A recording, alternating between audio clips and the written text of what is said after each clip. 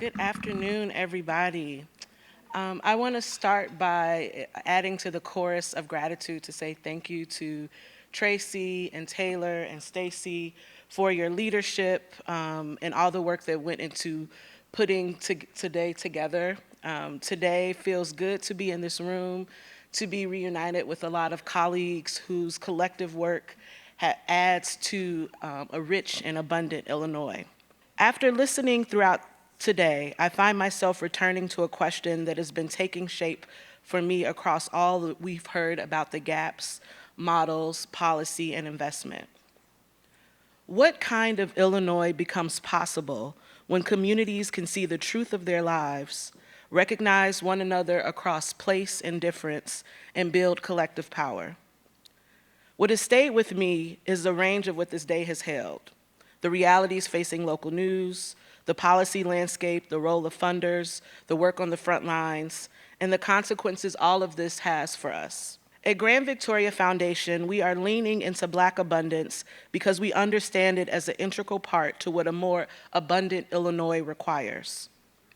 That means paying attention to what is already here, the leadership, the relationships, the strategy, cultural memory, the ancestral wisdom, the collective determination, and resources that can be deployed in ways that genuinely help communities thrive. At its best, local news helps to connect those dots. It helps communities recognize what they already hold and what can be brought into clearer relationship and stronger alignment.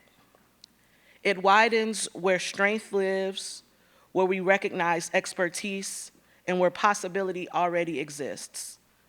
It's understanding truly that we are who we need and we have what we need, not just to survive, but to thrive. In Illinois, this matters deeply. The story of this state must be wide enough to hold both Chicago and Pembroke, Peoria and Springfield, Cairo and East St. Louis. It has to be wide enough for communities across geography and difference to recognize one another as a part of a shared future, a shared landscape. From there, more becomes possible. From there, repair becomes possible. Deeper belonging becomes possible, and wider public imagination. That is the work of abundance in Illinois. Because communities deserve more to just be seen, they deserve the power to shape what comes next toward abundance. Thank you.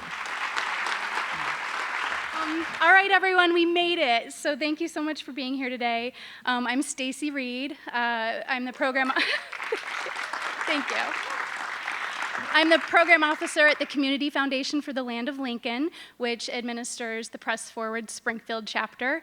And I just have to thank, again, Tracy Baim and the Chicago Community Trust for inviting Press Forward Springfield to co-host today's event and be an active partner. It's true, the collaboration across the state is incredible.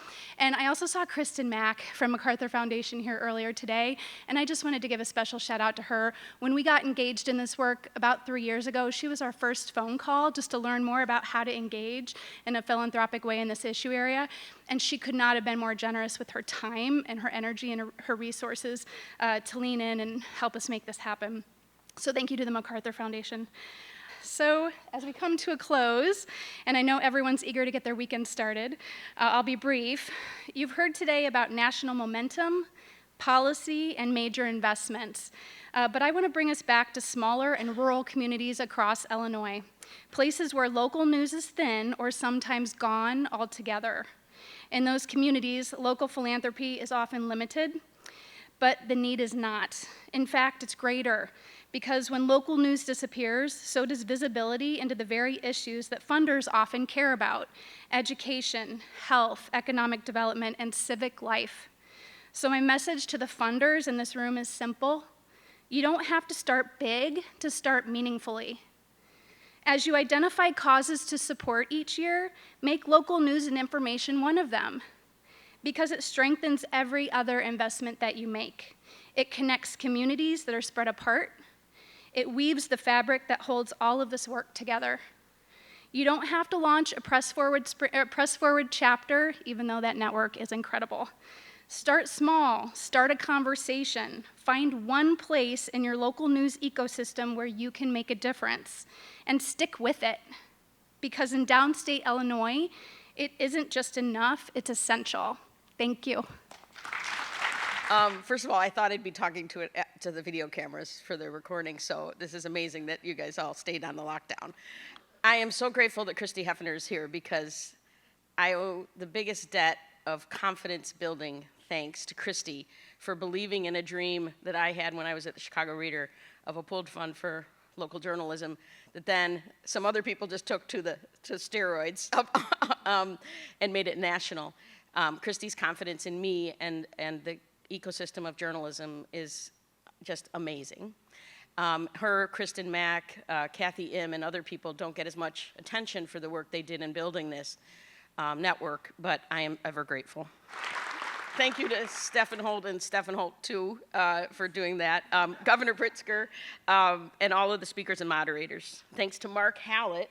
Man, is he calm. Julie, Chris, Nina, and all the team from APS, from Hoopla Communications. We had a wonderful village of people that helped pull this together. And to the staff and Ken at the Union League Club, they've been phenomenal to deal with.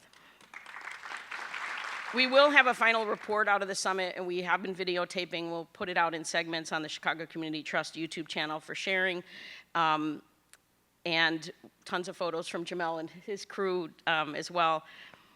Our printed program has some stories from some downstate outlets because even though we did offer stipends, they didn't have the time to come. And that's part of how do you help folks who have no capacity to meet even a third of the way, right? So we asked for some quotes from some folks.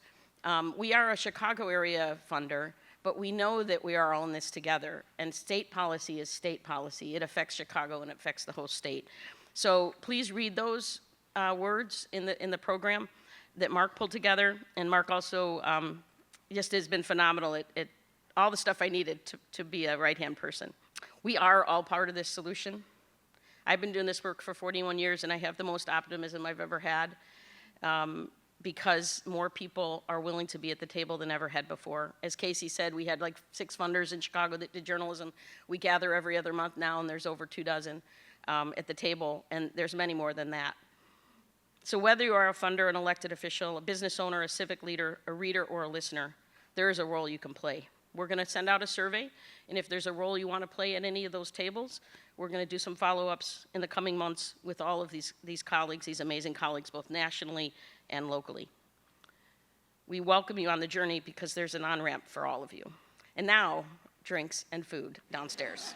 Thank you all.